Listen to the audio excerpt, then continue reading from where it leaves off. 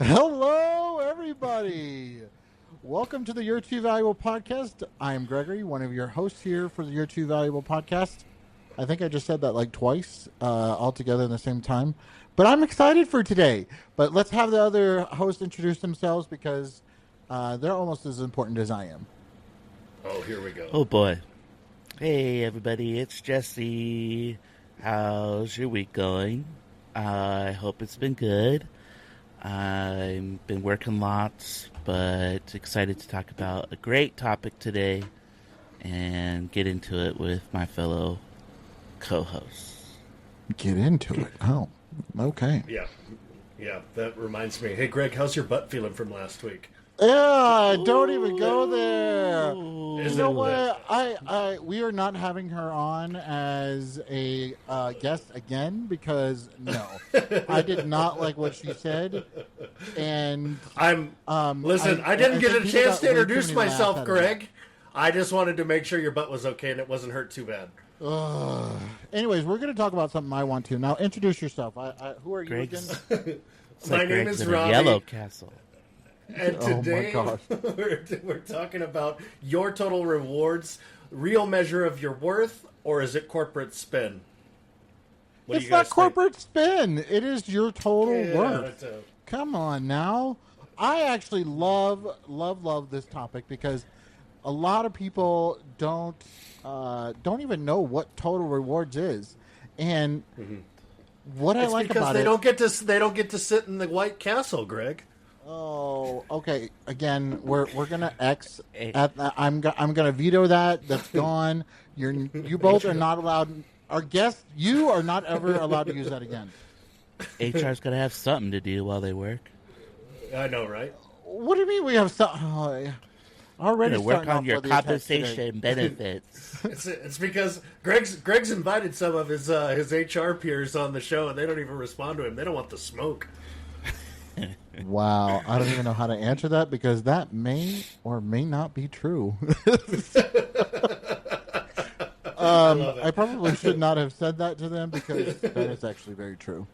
It's really sad. They could bring on their glossy HR PDFs. We could talk about those. You know what I mean? We're going to talk about total rewards, so let's talk about To it. find the way to do it an anonymous host. Well, oh gosh, did you just think about having an anonymous host? That would be just so funny. Do like the blurred out face. We could do it. Yeah, but then don't do the woo woo woo woo. You know, Reporting you from can- HR with the deep voice. If you can't see me, I was dodging around the camera. But no, Robbie, tell me, what is total rewards or your total compensation? I mean, I understand what it is. I've kind of demonstrated and showed my employees to find out what their total compensation is. I do understand the premise behind it. It basically breaks down like your salary, contributions to retirement, contributions to health care, paid time off, yada, yada, yada. The reason that we're talking about whether it's corporate spin is because there are some companies that put some real bullshit. They just stuff some bullshit into that packet. Unlimited And- PTO. yeah, or Okay, delayed Robbie, bonuses Robbie. and I asked you what total compensation or total rewards was, and you went off on a completely different tangent. Like, because I I'm want to right, know what it Greg. was. What is it? What is it? It's a breakdown of everything that the company feels that you're getting paid. Some of it is hard cash. Some of it is some real bullshit. So here we It go. is not. It is the money that the company pays you on your behalf or for having you as an employee. It's a lot of money, and this what people don't understand is that it's expensive to have an employee in today's world or any world at any time. It's expensive. Yeah, it's why you more get a- that's why you expensive get- when they that's why we get quit P- because P- you treat them and then you have to hire another one. That's why we get those fancy pizza parties. Okay, It's so expensive. since Robbie won't answer it, let's ask Jesse. Jesse, what is total compensation or total rewards for you? Well, It's a package that most companies would say it's your pay package. Your base salary or wages, any bonuses, commission, incentive pay. Maybe an employer is doing a 401k match your contribution to retirement. So if you put in so much, a lot of companies will match as well.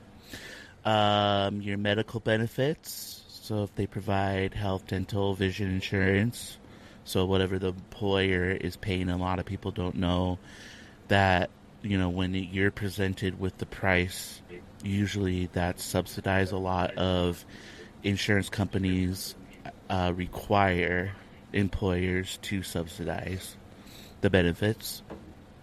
Your PTO, vacation, sick, parental leave. Any perks or benefits like tuition reimbursement, wellness plans. Some companies do like gym memberships. Any discounts on, let's say, pet insurance or wine club or different items that are out there. If they reimburse you for equipment, if you're a remote employee, some places do that. I am loving this. And whatever else. Because it's a big tax write-off for the company at the end of the year so they can skirt taxes. Okay, don't scream, Robbie. We can hear you. But no, thank you. See, Robbie, this is exactly Greg. what I wanted And then you whatever else the company feels they want to throw in there to make it more appealing to work for them. That's usually what the background is that's going on, is what can we put in our career page of our website to entice people to come work for us. We're also going to talk about some of the hootenanny and shenanigans that companies have been pulling with these Your Total War. Yeah, yes, sir. Stay with us, ladies and gentlemen. We'll be right back after the... No, okay. But thank you, Jesse. I really appreciate that. He hit that on the nose.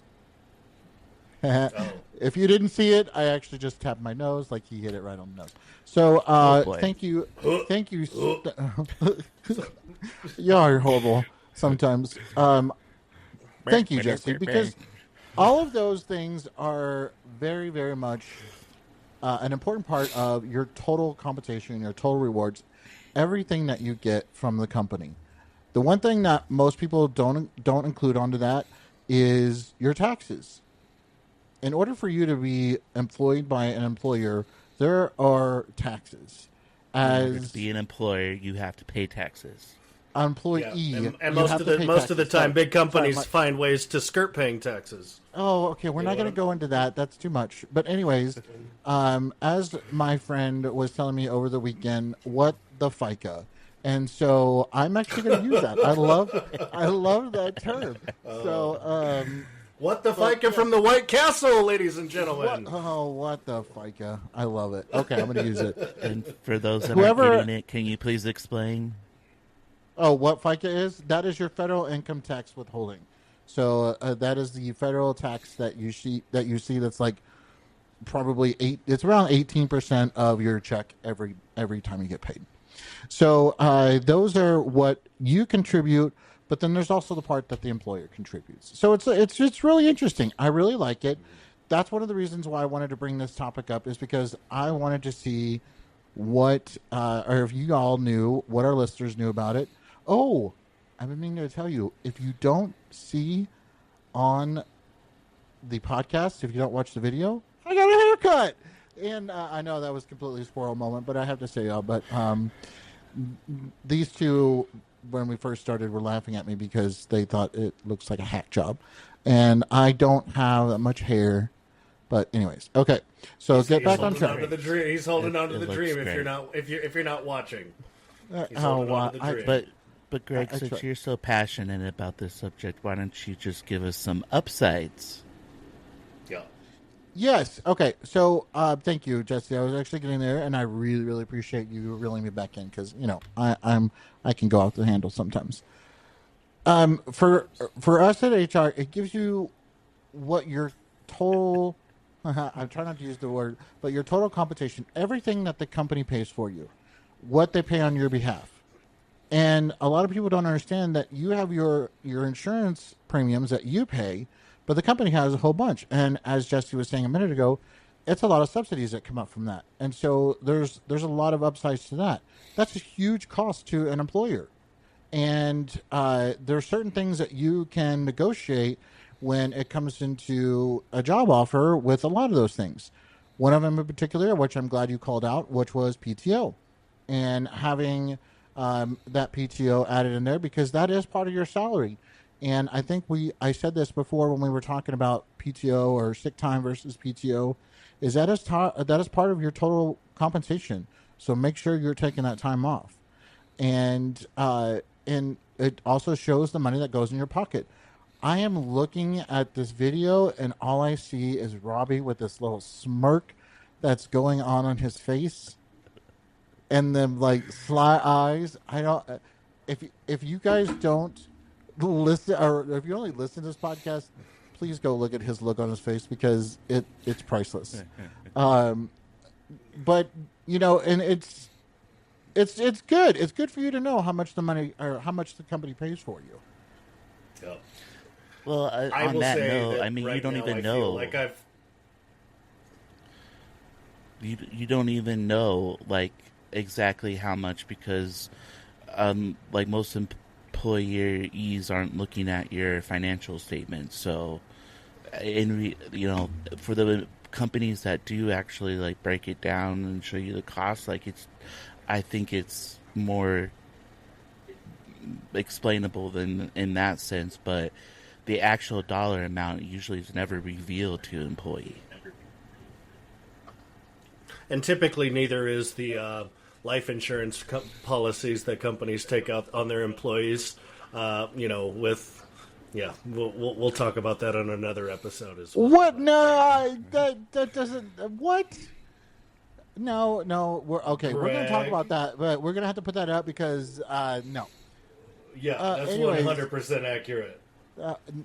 False. Very much false. I'll bring the receipts. We'll make that next week's episode.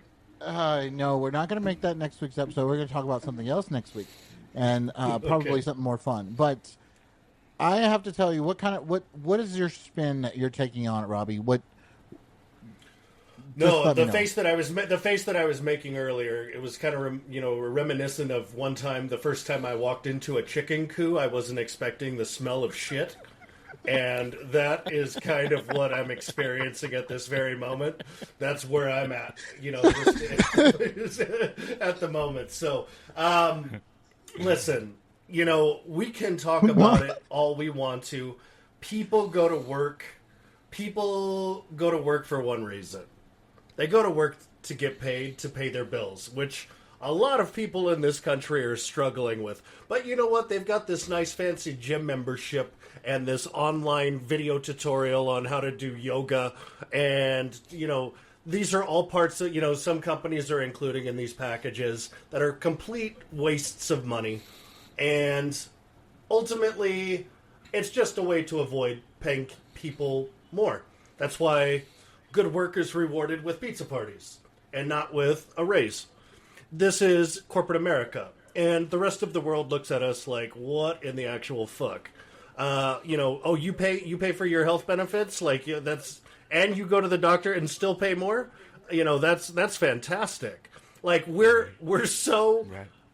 And we tie our health benefits to our employer, so it makes it difficult to quit your job, especially for people that are taking care of a sick family member that is on that policy. So, at the end of the day, Greg, it's just a circle. It's like a full circle in the toilet bowl for me.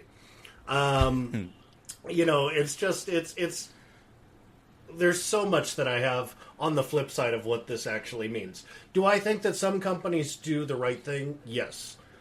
Do I think that a majority of companies do the right thing? Not even close. Can we watch the language? That's where I'm at. Hell no. So, okay, what do you mean that some companies don't? How do you think that they manipulate this and and spin it in your words as you're trying to say that this is bull crap. There's companies that they're a part of their negotiations have delayed bonuses or delayed payments, so they get guaranteed compensation if the employee works X amount. There's been times where employees have been let go right before that deadline was met, so the payout did not have to take place. We're supposed to talk. Morgan Stanley just paid $3 billion just recently for doing this very thing. So we can talk about it all day long. That's easily verifiable just by going to Google. Just so you know. With that being said, there's companies that are starting to put things like breaks during lunch and lunch hours as a part of these compensation packages, just to make, like, fluff it up, make it look bigger than it really is. So that's the things that I'm talking about, Greg. Well, I have seen, and this is going to surprise some of you, and I'm looking forward to seeing both Jesse and Robbie's look on their face. I have seen. I'm not saying that I've done it. I have seen where companies have, done layoffs in order to, forego paying out a bonus or, something like that, and it's really sad because it's almost like, as I said earlier, what the FICA, that should not work that way. And, I think that that's very true. It was notorious with pensions, but when before they were replaced by 401ks, tying the company's performance to your retirement, which, if you do it the right way, can be great, but if you don't do it the right way, could really 401ks could be very detrimental. So make sure that you understand what you're doing. If you don't, needless to say, that's a topic for another day. Jesse, what's your perspective? The one thing I really wanted to point out was what you actually just covered just now, is your 401k and your company contributions and your matches. That's a whole topic that we can discuss at a later time, but that's something you should automatically do every paycheck. I know it's difficult to do if you can't afford it, but definitely do it. Because it's free money. It's actually extra money that you're throwing out the window if you don't get that matching contribution if your company offers that. And that's another really big thing because that's money you don't see right now. And Robbie was talking about, cash in your pocket to pay your bills. That's not money to pay your bills right now, but that could be for the money you pay your bills once you retire. And so, that's something you also have to look forward to and go through. And there are companies out there that do a matching 5%, 4%, 2%. It really just depends on what's going on there. But that's something that you also have to include inside of the money that you're getting. And that's everything that a company has to budget for when it comes to you. Now, I want to go and talk about some examples. Jesse, have you ever talked to, discussed in your management leadership roles what a total compensation or total rewards paper page looks like, and how did that go? Yeah, no, we never really went over that. I mean, I've been in discussions where we picked, certain HRIS companies that we were going to provide, and they all have their own packages. I think that's also another way that companies get roped into things. They have someone from these representative companies that come and get a hold of people in HR, and they want to present this amazing benefit that they can add to their employees' total compensation, and they pull on their heartstrings, and then all of a sudden you're giving people discounts to pet insurance. And and they prepaid legal services. Hey, that's part of your EAP program, Robbie. EAP, you can get some. Anyways, continue on, Jesse. Sorry, yeah, and then for they get that included, and it goes from there, and I think overall it's a great idea, and we as employees want to see our employer taking care of us, and that's how they are like, well, yeah, we'll put this in place, and they'll make them feel like we're really thinking about them, and we really got their back, and care about things in their personal life, and not just while they're at work.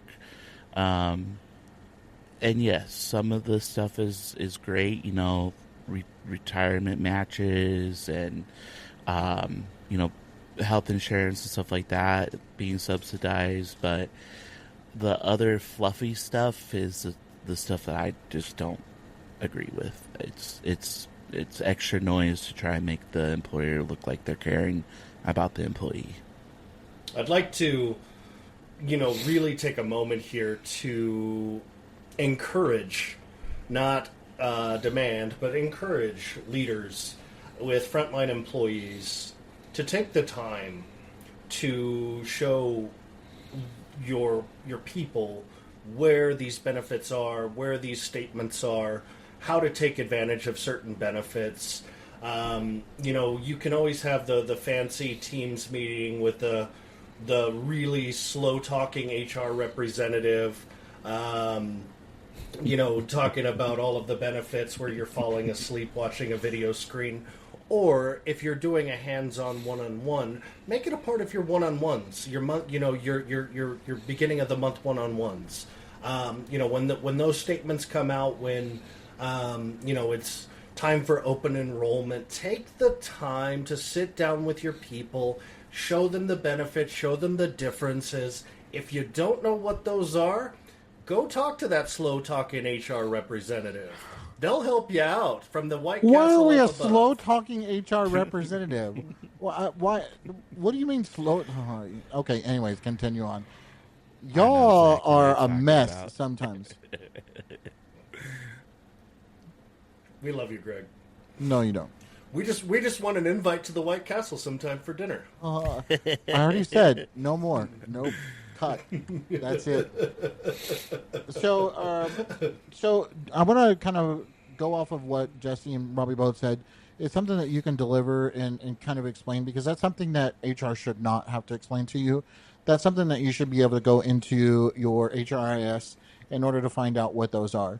And I'm going to try to post up some examples here to kind of show you exactly what I'm talking about of what a total reward statement shows. It tells you your base compensation. It tells you the breakdown of your different type of benefits that you get and everything like that. We'll see if I can get those and show that out there. Yet another way for HR to push off their job. Like you just said, HR shouldn't have to explain this to you. You should be able to go in and look at it yourself. We don't deal with the peasants down at the bottom of the mountain. No, that is not true whatsoever. I think a manager should know a little bit more about some of these things than what they do. PPOs, who knows what a PPO, you really have to understand, like, what medical benefits are. That's what I'm talking about. People just start clicking. They start clicking the least expensive option, and then they have a medical catastrophe happen, and then they go bankrupt. So you can really help your employees make the right decision by giving them some education, either where to find that information or by taking the time to learn it yourself and explain the differences. That's all I'm saying, Greg. Take care of your people. Because if you invest in your people invest in you. Wasn't that correct, Jesse? Mm-hmm. Exactly. Oh, yeah, that was the Marriott guy, right? Yes. Marriott Mr. guy. Marriott. And the thing is okay, this you're pushing a button here for me. Is we in HR, this is a big button for me because it's such a pet peeve. We in HR, we provide this information. Shush it. We provide this information to the workforce. I have been in companies where we will give you a calculator to kind of explain your best case scenario, your worst case scenario. So that way you know what you should be choosing.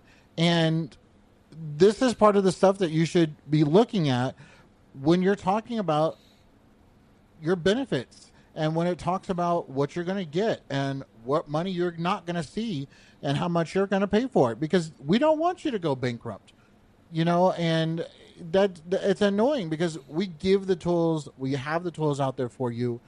We give the information, the time. You would not believe how much time we give when it comes to these things.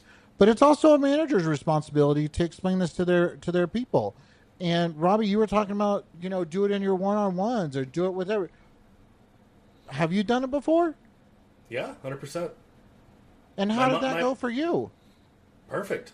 My employees appreciated it because they had no understanding of what that calculator was or where to find it. Or when they're an hourly employee, which this is going to be a topic in the very near future, the employees every minute is micromanaged under the thumb of leadership because time is productivity. So employees are told to make these decisions off the clock, which technically is kind of a gray area that we could have another discussion about. But at the end of the day, we can definitely taking the time to demonstrate what those it's once a year, Greg. So once a year for total compensation, once a year for open enrollment. Help me understand why taking an extra 15 minutes in a one-on-one won't, or actually taking another 20 minutes, dedicating your month, your beginning of the month, or having a meeting specifically talking where employees can have questions answered and not be on a Teams full of 50,000 people where the audio, the mute button, the microphone is completely grayed out, where they're not able to ask questions unless it's in a chat, and then HR gets to decide which peasants' questions actually stand up to the occasion. Stop calling your team members and your employee peasants. They're team members and employees. Come on, Greg. All right. But, okay, so my thing is it's not a one time a year thing. You have to understand that this stuff is paid all the time. Your salary is possible to change. You might get, other stocks. You might get, vesting. Your vesting schedule for your 401k might be different. It might not be there at all. It really just depends. And it's something that should be looked at least every quarter, because it is something that's of value to you to understand what you're getting and what you may not see on the back end, because it's a lot more than what you think it is. Having a good leader is demonstrating why it's a good workplace to remain. And I think that taking the time to just, invest in your employees to make sure that they have a good understanding of what's available to them, what benefits they're receiving, how to take advantage of those benefits, not being told to go do it at home. This is on their personal time. And I don't care if you don't get open enrollment before time expires. These are things that you can really use to establish good working relationships with your people. I will continue to encourage this. Call me crazy. I do believe that Jesse will back me up on this one, though.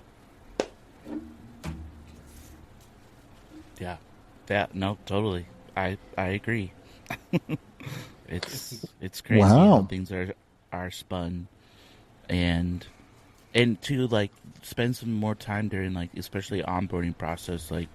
That's what HR only wants to focus usually on this topic at enrollment time, and it's well, we've covered it because we have this handout that they can go and look through everything, and it's yeah, because you're going to look at the 10-page handout of all the different options that are confusing.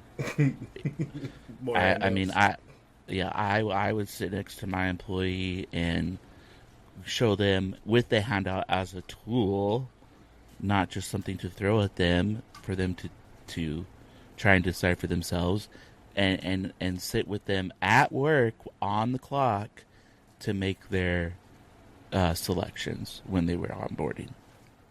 Okay, so again, I don't know if you guys can tell if you're sitting on camera. My right eye is twitching because of how annoyed I am over here trying to say this. You're getting extra pink today, too. So. But the way that these two are going after your HR people and the way that they work and how much they actually work, and not in this stupid White Castle stuff that was explained on our last episode. I can't. Oh, that I'm going to They say haven't it, even that, installed the marble counters yet. This is That- bull. That pissed me off when she said that. And then she was like, "Oh, Gregory, I love you, but you're in your own little white little castle." of the world. Anyway, Most people so in working environments believe that about HR. That's No, why your it's colleagues not won't what come it on the is. show Okay, and back so- you up. So we in the HR world want to give our time to our team members, to our employees, in order to explain everything that's going on with them. And when we're not given that time, because there's only, depending on how many people, generally the ratio is 200 to 1. So for every 200 employees, sometimes they try to do 100, but 200 employees to every one HR rep is what we're there for. And that's the general role. Sometimes it's followed, sometimes it's not. We all know how that goes. And it's something that we have to be able to give our time to all of you in the best time that we can. And sometimes it's not always the best. Now, Jesse's saying that, going over your benefits, going over the total rewards, total compensation that you have is like a one-time thing for us to go through when you're on your onboarding. That's one of the only few times that we in HR actually have an opportunity to sit down and talk to you as an employee, as a team member, and that doesn't happen often. I can't tell you how many times I've wanted to have a 30-minute conversation, an hour conversation with one of my team members, but I can't because they're busy.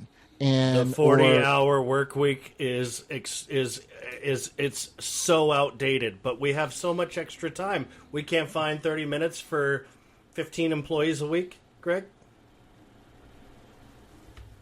my eyes are twitching even more. It just, okay, Robbie, I know you probably can understand this, and you can probably say this. In a sales position, your time is your money. You're on the floor to make sales, to make, whatever. And so trying to cipher, 15, 30 minutes away from that person, they're like, this is my money. Why are you, quote unquote, wasting my time? And so it's just like, what now? And it's just like annoying. Here's your goals for the month. These are the expectations. You have open enrollment coming up in 15 days, expiry. Do you have a good understanding of how your benefits work, or would you like me to spend some time showing you? It's a simple question, Greg. Is it a simple question? 100%. Yeah. I don't. Do you not understand- think- I don't understand the difference between an HMO or a PPO or a HSA or an FSA or you know what I mean, Greg? Like, people don't understand that shit, and that's meant to be that way for a reason. No, I don't think it is very tricky. And if that's something that we want to discuss further into it, I'm more than For-profit happy to healthcare. For-profit healthcare is immoral. because I don't I can definitely I can go into a whole spiel, and we can use our entire podcast of just Gregory talking about what all of those are and what the difference is in between. It's taken a lot. I have my master's degree, have my MBA with, and I know, Robbie, you've got 2 master's degrees. I've got mine in an MBA with my concentration in human resources. Jesse's got a degree as well. It's just, there's a lot that we learn in our special educations that allow us to concentrate on certain things. That's why we're here, is to allow us to do that, to explain this to you. And when we're not able to explain it to you, and we don't have the time to do it, that's not our fault. Let me Why ask are you a putting it question. on us? It's been a while since I've been in the corporate sector. Is the tuition reimbursement still $5,250 per year? In what world is a college semester even close to that? We're encouraging people to further their educations so they can get far more in debt. So they need to keep the job so they don't go anywhere, and so they can keep paying for the benefits that are very expensive and the perks that are amazing that most people don't take advantage of. Here we can keep going in circles, Greg, but at the end of the day, you see where I'm coming from? A little bit? Well, I have to say that you definitely can tell, and Jesse, please back me up on this. The $5,250 tuition reimbursement has long been gone. You're lucky to see $1,000 a year for tuition reimbursement, and Oh, it's getting yeah, better. it's Even worse. it's Even really worse. sad, and I agree with that because 52 whatever it was $5,000 is nothing when it compares to that, uh, and so that's not there anymore. I'm not happy with that. America, uh, America. but it's also it also comes down to the cost of healthcare, and I'm going to tell you, and my current position, what we're going through now, we're actually going through our bidding process for insurance for the 2026 fiscal year. And I can tell you the the premium increase is going to be a shell shock to a lot of individuals. And this is after we as a company have decided to take some of that hit as an internal cost. So again, going on to your total compensation paperwork, and that's something you don't see. But what you will see is your 10 to 15% premium increase, and you're shell shocked. And but the thing is that increase was 23%, and you don't see that full amount. And it's kind of it's that's one of the reasons why I wanted to bring this up is because it's a lot of money. And just because you don't see it in your pocketbook Unnecessarily. doesn't mean that it's not a lot of Unnecessarily. money. I was involved in a major car accident last year, Greg, that cost, after insurance, $1.1 million. So the hospital was hauling me while I was in the hospital, trying to collect on that when I had 3 broken extremities and could not get out of bed. They were trying to set up a $50,000 per month payment. Quite frankly, I could have done a round trip flight to Switzerland, stayed for 6 months in a hotel, eaten out every single day, 3 times a day, flown back, and paid a fraction. So, and gotten the surgery while I was there. I forgot to mention that part. So, needless to say, there's some things that really, it's just about money, money, money, greed, greed, greed, and that's a big topic about this conversation. Yeah. And at the end of the day, companies, they do things that are tax deductible. They try to spin it as things that are in the benefit of the customer, of the employee. Perks only matter if people use them, Greg. That's really realistically the case.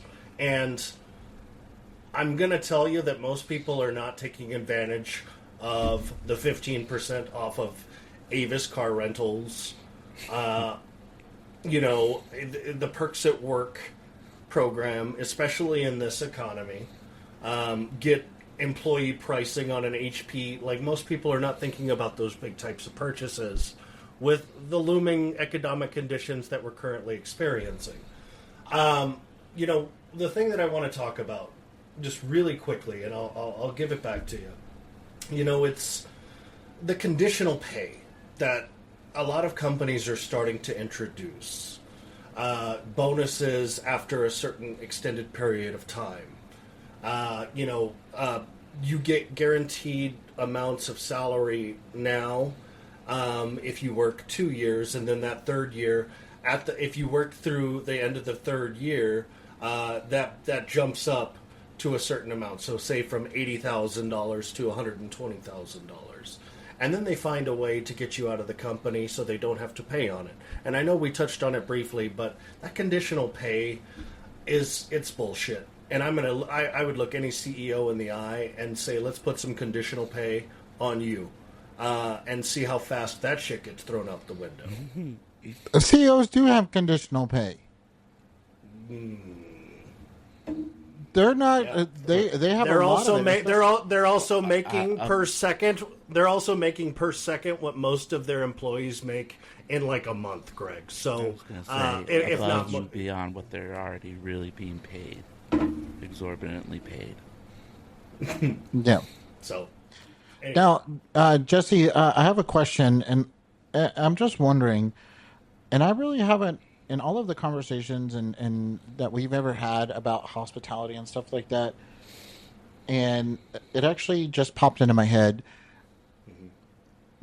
Does the hospitality world, in your knowledge and your expertise, do y'all even talk about these things with your staff when it comes to what they do? Because I know like your housekeepers don't make a lot of money. Your front desk clerks or your overnight people, they're not the best you know salaried or hourly and per hour worker. Yeah, no, I know exactly what you're saying. Yeah, I mean, a lot of employees, especially in hospitality, don't even elect to take on these benefits because they can't even afford the subsidized cost of it. But it depends. The difference in hospitality. You have straight up hotels and restaurants that are owned by owners. And then you have management companies and you have corporations. So it's a gamut of what you're actually working for. I've worked for all three different organizations. When I was working directly for just the owner and he only had 2 hotels, we didn't have benefits. No. Like, we got some 2 weeks of PTO and that was it. Yeah. So, Interesting. Working for bigger management companies where we're managing the hotels for the owners, then there's been some discussion, or there's been more benefits offered, because the owners are paying a 3% management fee to us. That's how the management company is making their money. But then also in the last organization I was working with, we couldn't even offer insurance to most of our hotels because of the size of the teams were so small that in order to have a policy to offer to employees, you have to have at least 2 full-time employees to take it. Yeah. And at times, only having a general manager and that was the only salaried employee. Everyone else was hourly supervised. We had a housekeeping supervisor and a maintenance person. The only really salaried employee that would have taken it would be the GM, and we couldn't even get policies in place from insurance companies for that. Yeah. Interesting. I think I remember hearing you talk about that, and that's really sad because then that really affects your total compensation, your total rewards that you have going on. Now, going back to what Robbie said, do you see a lot of this this conditional pay versus guaranteed salary? And Robbie, I'm going to come back to you on this, so I'm going to give you a heads up. Is that not considered your sales? Is that not what you're talking about? But I'm going to ask Jesse about that first. Are you starting to see the guaranteed salary from conditional salary or conditional pay in that area? I personally haven't experienced that, but I've heard about it more frequently. But the other thing is like the training. Like if you in some states, if you are terminated within a certain amount of time, like with it before 90 days, they can actually come at you and sue you for the amount of training that they paid to have you as an employee, which is very ridiculous. I think New York is one state that does that. But the most conditional pays that I see is your I'm sorry, your oh my gosh, your bonuses. But a lot of companies also are backtracking on quarterly bonuses and then going to yearly, because in hopes that they'll have an employee that they can either get rid of or that will quit before having to pay out that bonus. Why did you just have to solidify and confirm exactly what Robbie was just saying just a second ago? Because You didn't it's have to say that. true. You could have left that part out. Or I'm the gonna funny make I'm gonna thing make an on the edit to employer this, or a note really to edit quick, that out, so that way there it's was like, a company that I did work for that saw a lot of turnover in their sales department, but it would always have a huge increase in turnover right after the beginning of the year, because the salespeople would wait until their bonuses got paid out and then they would ditch the company. See, there's other sides to that too, Robbie. Thank you. Yeah. But they Now, were leaving Robbie- because it was a Ended up in the shit first company place. to work for. Wow. Look at Yeah, actually thank you. Jesse. I getting deal a with little this. fiery. You should hear how many times I have this very conversation on a weekly basis in my line of work, Greg. That's really sad. So, going back to the question I was asking Robbie here, is that not part of like a salary-based job? Is your conditional pay? Is that not what you're talking about? Because for me, a salesperson is all about conditional pay. Yeah, but they also companies set very, very So here's how companies have historically done it with the way that sales bonuses or commissions are aligned. Commissions are made to be very confusing. They have very, very difficult, algorithms put into place that employees have to figure. I mean, it's like watching a beautiful mind trying to watch some people try to figure out their compensation structure. That's not by chance either. But with that being said, companies have like their minimum expectations, but they historically have a good understanding that most employees aren't going to hit that minimum standard. So what they'll do is they will have like an accelerator for the top employees, and they'll have a decelerator for the employees that are doing their job, but they're not hitting that number of minimum set expectations that the company knows.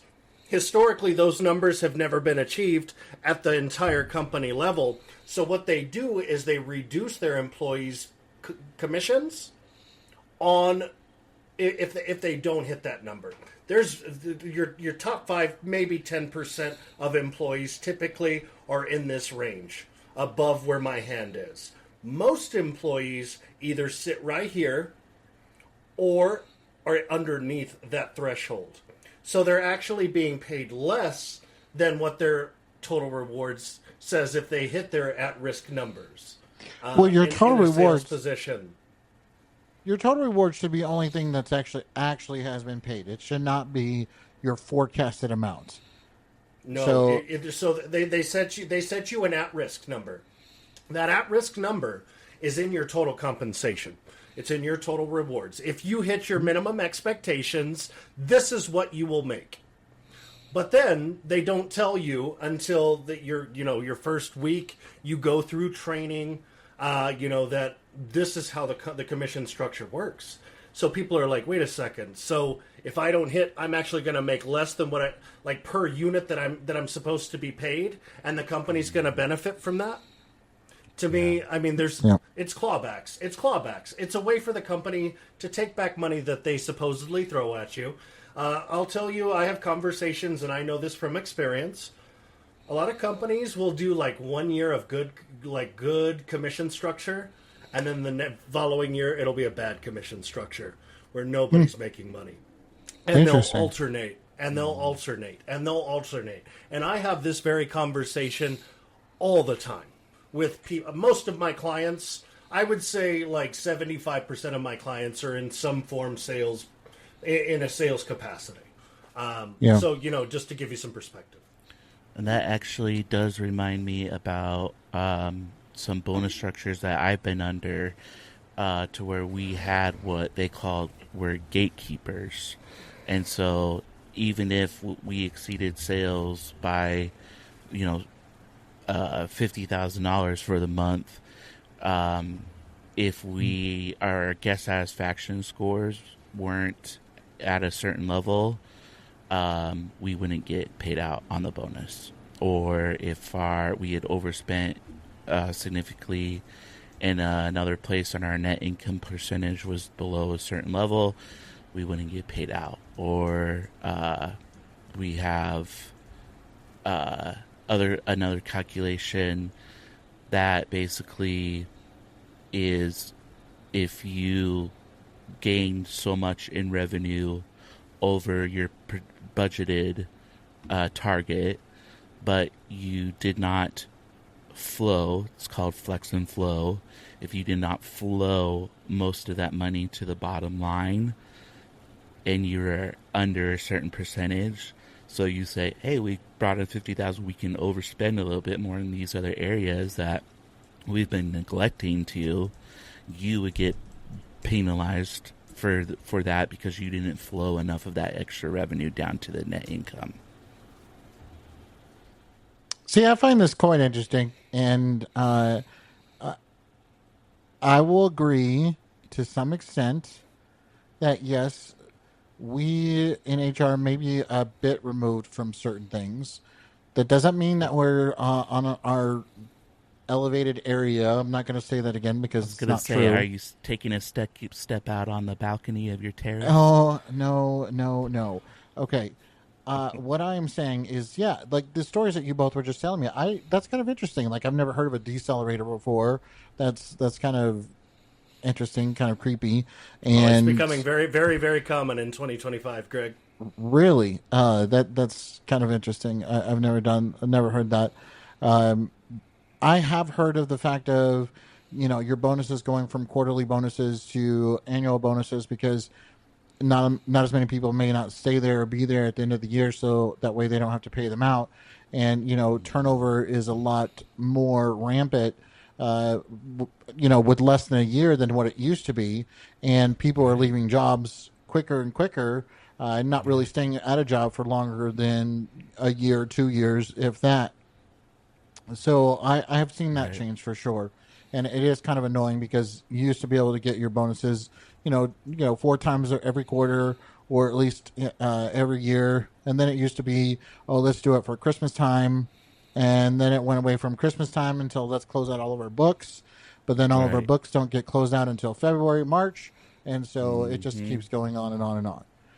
Yeah. So I want to kind of wrap it up a little bit and just kind of get some advice. I know we've said this a lot of different times, is get everything in writing. Make sure you have it in writing. And look at your HRIS and find out if you can see your PDF of what it is. Going to try to pop up some examples sometime during this episode and figure out what you think about them. Because it's probably going to shock a lot of you, and I'm kind of anxious to hear what your stories are when it comes to those, and to see and to let me know what you think about it. I know this may not be the most popular podcast or the popular episode that we've had, but I think it's very important, and I have to kind of get my areas or my thoughts and things out there sometimes because these two will not let me have a word edgewise if I don't. So any last words or comments that you have, Robbie? I do. And for senior level employees, people that are, in director, area vice president, president, executive level roles, my suggestion as a part of your compensation agreement, your offer letter, pay very close attention to training repayment agreements. Those are very toxic don't sign them. Where companies will turn perks of yours into debt. So make sure you are paying very close attention to your offer letters, especially in today's toxic work culture. 2025 is crazy at every single level. It feels like a Hunger Games movie for all of us. That's kind of creepy. In my opinion, and that's why I think that we're having all of these arguments, is because it's designed to be that way for us to argue. Greg, you know I give you shit, but you know I love you, and I think that we all know that there's no reason that we should be fighting each other. We should be bringing each other up, but the company kind of keeps us from doing that. So with that being said, do your best to have an understanding of what you're signing, what you're getting. If you don't, ask your supervisor, because HR doesn't want to answer it. They're too busy. And that's, no, that is not correct. That is not true whatsoever. So yeah. And don't complain. Please. Don't complain to HR, because they're gonna slip you over a notepad and say, "Can you write this down for me?" and sign it at the bottom. And then the next thing you know, you're under a performance improvement plan out of nowhere. Yeah. Go ahead, Jesse. Yeah, for me, don't let the extra fluffiness of the compensation drive your decision of whether or not to work for that company. You do your research and really stick to your base salary requirements and what you need to pay your bills. The other big thing that's happening as well in regards to that is these ginormous gaps of target of salary that is listed on the job position. A lot of states require now for job listings to include a salary range. They actually do have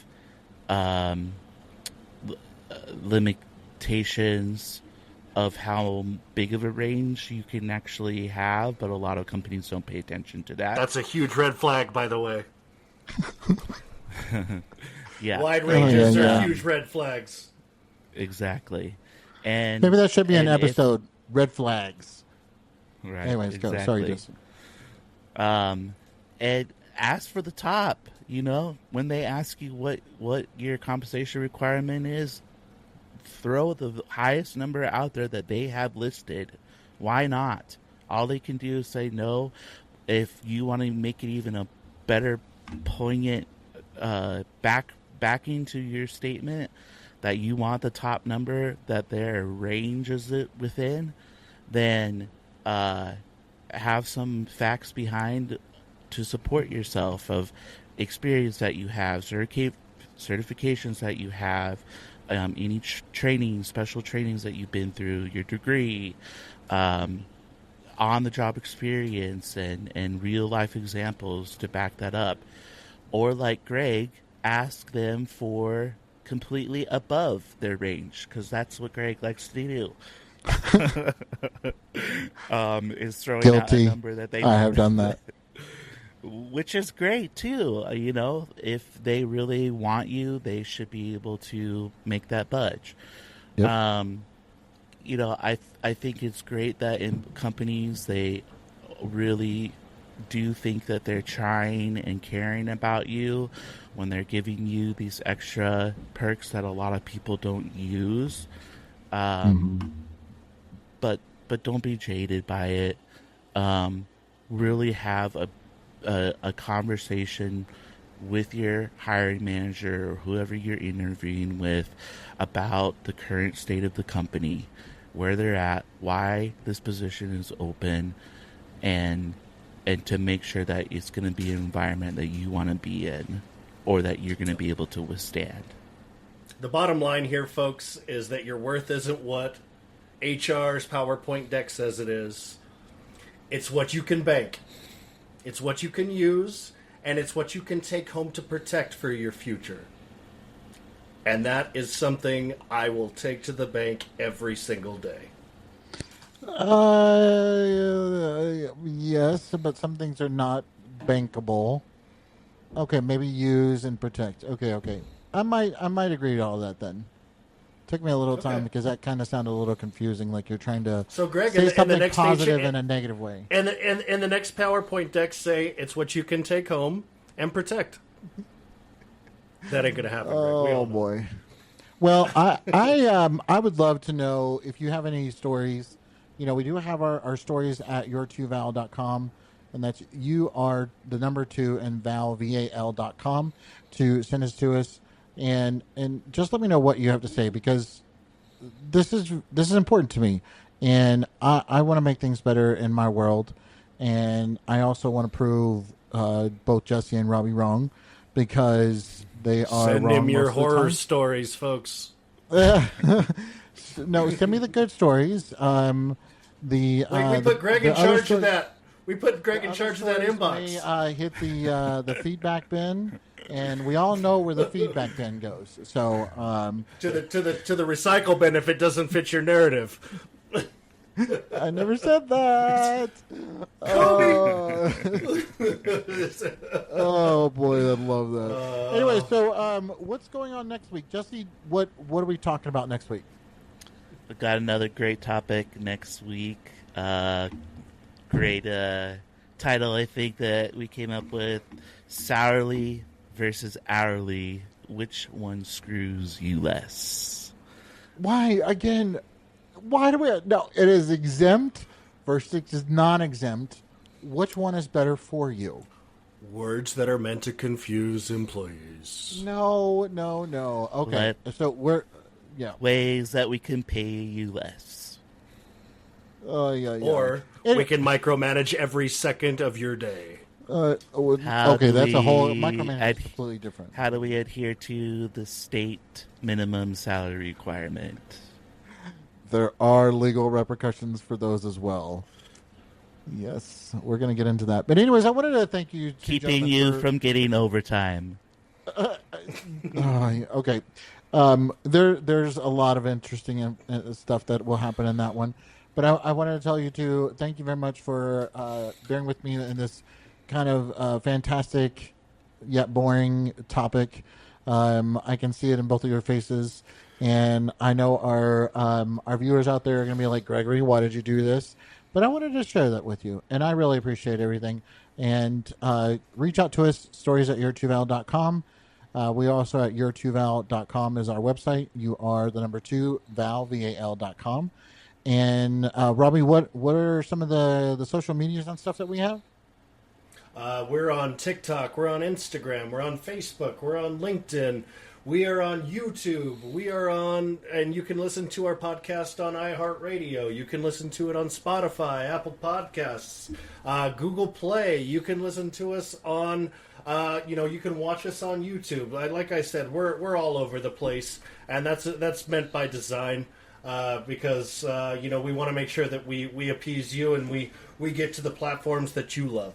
So we love having you guys listen in. We've been growing. We've seen a lot of great feedback coming from our listeners. We've been seeing some really great things, and the first season has been a learning season for us. And for sure, it's been humbling, but it's also been something that I think has brought the three of us closer together. Obviously, the shit talking's gotten more frequent, and it's definitely something that we really enjoy. And we thank you guys. We thank our listeners, and we thank the growth that we've been seeing.